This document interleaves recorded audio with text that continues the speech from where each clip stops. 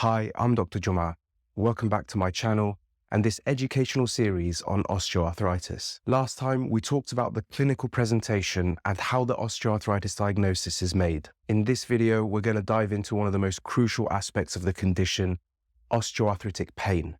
What we really want to explore is what causes osteoarthritis pain and where it really comes from, so we can start to formulate a reasonable plan about how to address it. As always, please remember that this is general educational and informational content. If you have any medical problems, please go and see your own doctor.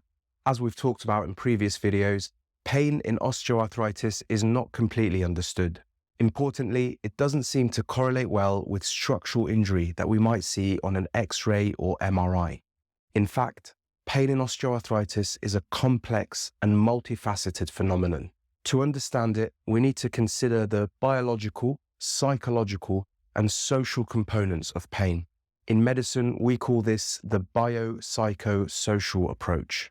For today's video, we're going to focus on the structural elements of pain. Next time, we'll look more at nerve pain, as well as the psychological and social aspects. So the first big message that may surprise you, articular cartilage, which lines our bones, is avascular and aneural, which means it does not have any blood supply or nerve supply. As such, it can't cause pain, inflammation, or stiffness itself. So much for a disease of cartilage wear and tear. Okay, so how about the bones? Well, they likely have a significant role to play in the late stages of disease. One of the most consistent features to correlate with osteoarthritic pain severity is whether there is any swelling in the bones, and we call this bone edema. In these images, fluid is white, and so we can see the bruising or swelling in bones as white on the image. By and large, bone marrow lesions are more common in patients who have knee pain. They're typically an advanced feature of osteoarthritis and follow periods of increased loading. In patients with an established history of osteoarthritis, 77.5% of patients with knee pain will have bone marrow lesions. If they don't have any pain, then the likelihood of bone marrow lesions drops to 30%.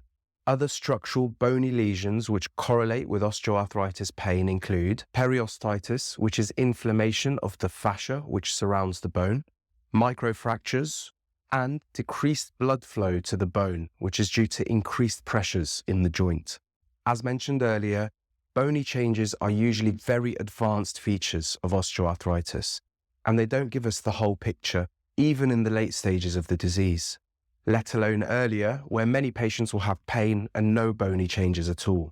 So let's move on and talk about some of the soft tissue causes of pain in osteoarthritis. As we discussed in the introductory video, the synovium, which is the internal capsule of the joint, is the most important feature of OA.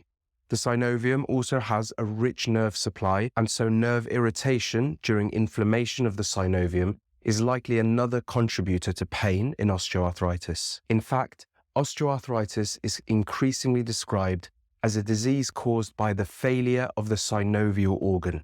We know that osteoarthritis occurs when the balance between the breakdown and repair of joint structures is either overwhelmed or fails due to chronic inflammation inside of the joint.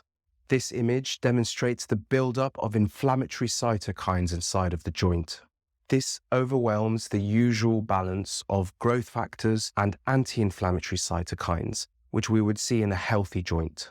Synovitis, which is inflammation of the synovium, occurs. There is thickening and fibrosis of the synovial capsule. All of these factors will contribute to synovial pain. Next, we should consider the fat pad of the knee. This borders the synovium and has a very dense nerve supply. This white fat, otherwise known as adipose tissue, can generate pain itself, or it can increase the release of adipokines. These are pro-inflammatory molecules which make their way into the synovium and increase inflammation and therefore increase pain. More adipokines means more pain, and more fat means more adipokines. This is another indicator for the importance of weight loss in osteoarthritis, something we'll talk about in future videos. Thank you again for watching my video. In exploring the structural causes of osteoarthritis, we covered a lot of ground today. Firstly, we recognized that osteoarthritis has a holistic nature. We focused on the structural causes of pain and we learned that despite the belief that osteoarthritis is a disease of wear and tear of the cartilage of the joint itself does not have any pain receptors. Instead, we looked at the role of bone pain and, most crucially, the role of the synovial organ as a pain generator in osteoarthritis. The synovium, as well as the closely related fat pad, are probably two of the most significant contributors of pain. In the next video, we're going to learn about the neurophysiological causes of pain, or nerve pain, as a contributor to osteoarthritic pain. If you found this useful, then please leave a like. And if you've got any feedback, leave it in the comments section below.